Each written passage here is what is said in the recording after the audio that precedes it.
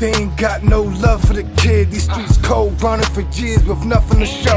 This bitch don't even believe I got no support. I do this for my kids, but daddy ain't here, so do they know. What up, guys? This is the O Show with Sin at Heavy Grind Media. We are up in the studio today. Thanks so much for having us. No problem, thank you.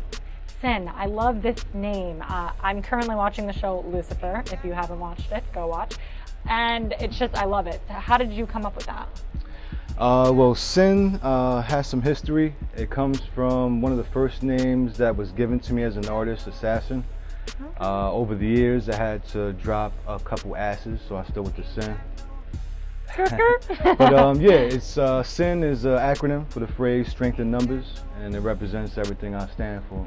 I love that. Thank you, thank you. How did you get into music?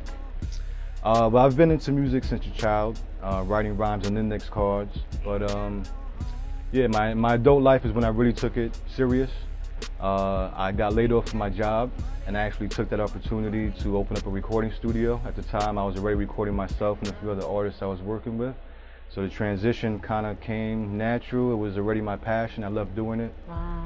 And yeah, I just went full steam with it. Yeah, when one door closes, another one opens. Right. Prime example. Now he's killing it. Yes, yes. Thank you. So how did you turn your recording studio into kind of a multimedia production? Because that's huge.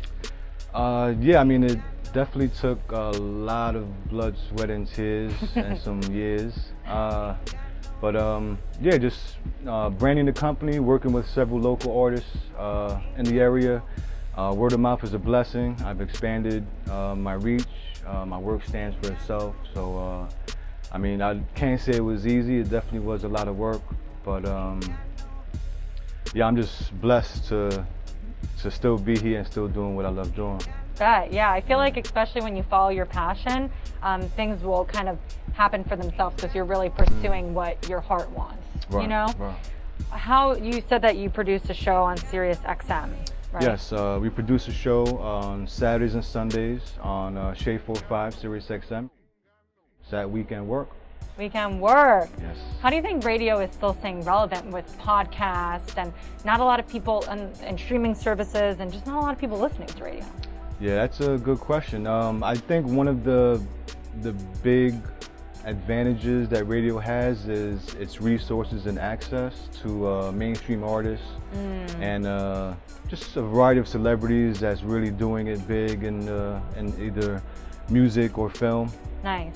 So they're very easily accessible. Makes sense. Yeah. I'm like, I don't listen to radio, but a lot of people do, and it's always been a thing. So I feel like it's nice that will always be kind of a staple in media. You know, having the radio, having that outlet. Now we have podcasts, but right? Yeah.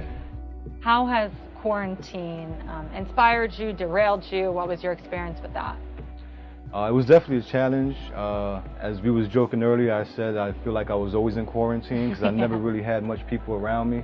I was always a loner, always into my work. But during quarantine, what helped me a lot was writing. I wrote a lot of music. Nice. I actually have a new project coming out next month, October 6th, The Luminary. Check that out.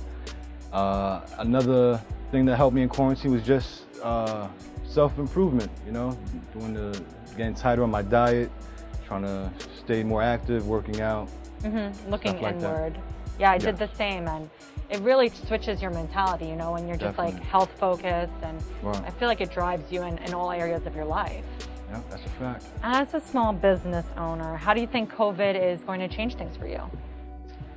Well, it definitely already has made some major changes. As everyone is familiar with the studio vibes, there's always an entourage, there's always a little party, people getting lit in the studio, drinks and smoking. So yeah, definitely had to fall back on that somewhat. A lot of the in-studio events and listening sessions definitely had to tame that down a bit and limit the amount of people inside of the studio at one time. But as with every business, there's ups and downs, and you push through it. That's what I'm talking about, that New York mentality. Thank you so much, Sin, for coming on the O Show. Thank you. And make sure to be looking out for the Luminary. The Luminary, October 6th. Luminary. Yes, October 6th. You'll find the information below. Thanks, guys.